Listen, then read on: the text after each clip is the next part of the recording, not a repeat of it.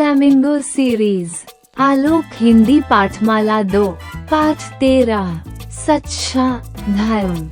सच्चा धर्म। हमारे भारत देश में एक बड़े प्रतापी राजा हुए थे।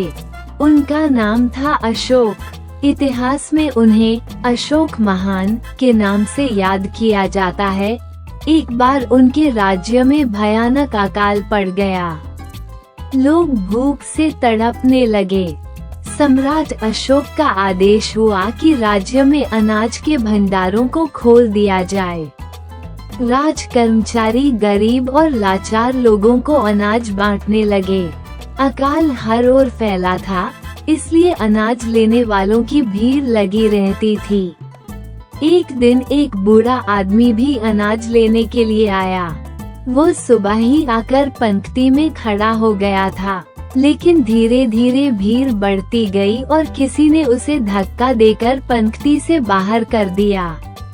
वो बेचारा भीड़ कम होने और अपनी बारी आने की प्रतीक्षा करने लगा। शाम हो गई, लेकिन उसकी बारी नहीं आई। उसने एक राज कर्मचारी से प्रार्थना की कि वो सुबह से ही आया हुआ है, उसे अभी तक अनाज नहीं मिला।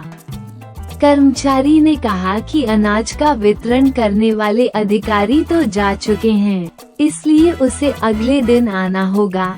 ये सुनकर उस बेचारे की आंखों में आंसू आ गए। तभी वहाँ एक नवयुवक आया। उसने राज कर्मचारी से कहा, देखते नहीं, ये बेचारा बूढ़ा है, सुबह से भूखा प्यासा पंक्ति में लगा है, बुढ़ापे और कमजोरी के कारण सबसे पीछे रह गया है। आप इसे अनाज दे दें।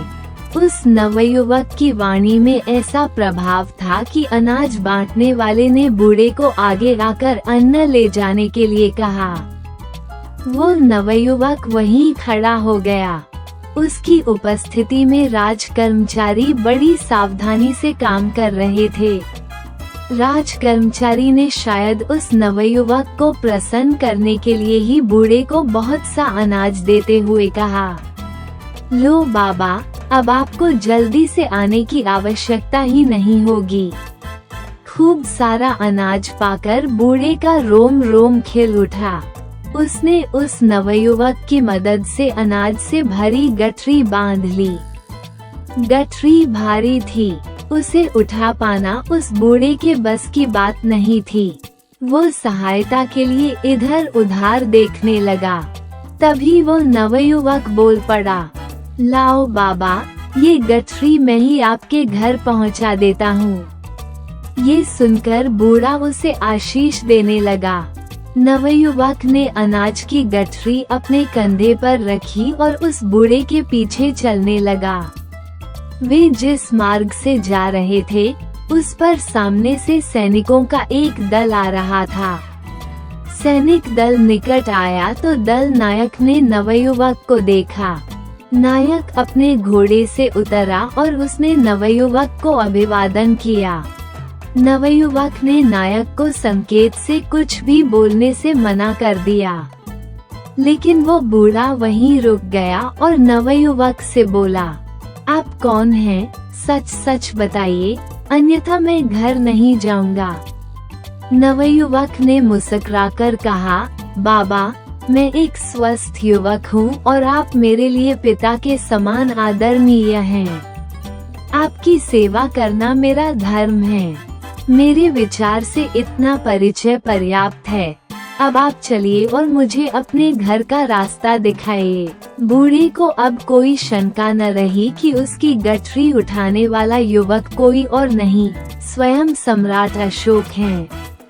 वो बोला, अन्नदाता, आप सच्चे अर्थों में प्रजा पालक हैं। आप स्वयं सम्राट हैं और मैं आपके राज्य का मामूली नागरिक हूँ। मेरा अपराध क्षमा करें। नवयुवक बोला, नहीं बाबा, मैं आपका बच्चा हूँ। मुझे आपकी सेवा का अवसर मिला, यह मेरा सौभाग्य है। आप क्षमा मांगकर मुझे लज्जित न करें। बूढ़े के बार बार रोकने पर भी सम्राट अशोक ने उसकी गठरी घर तक पहुंचा ही दी। अगले दिन सम्राट ने अनाज बांटने वाले अधिकारियों को बुलाकर कहा, कल आपका व्यवहार उचित नहीं था। हम प्रजा में अनाज बांटकर कोई एहसान नहीं कर रहे हैं। यह उन्हीं के द्वारा उगाया गया है। राज्य ने तो लगान के रूप में प्राप्त करके इसे गोदामों में इसीलिए रखा है ताकि ऐसी ही मुश्किल की घड़ी में ये काम आ सके। इस कार्य को सेवा के भाव से करें। अनाज लेने आए बूढ़ों और स्त्रियों का विशेष ध्यान रखें। अनाज बांटने वाले अधिकारियों ने क्षमा मांगी और वे सम्राट की जय जयकार करते हुए अनाज बांटने के लिए चल दिए।